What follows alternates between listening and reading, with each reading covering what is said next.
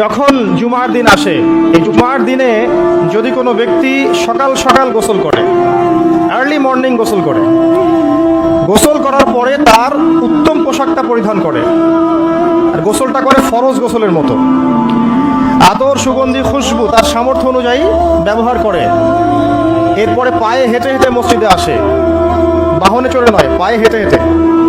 যদি আপনি অনেক দূরে থাকেন সেটা আলাদা কথা।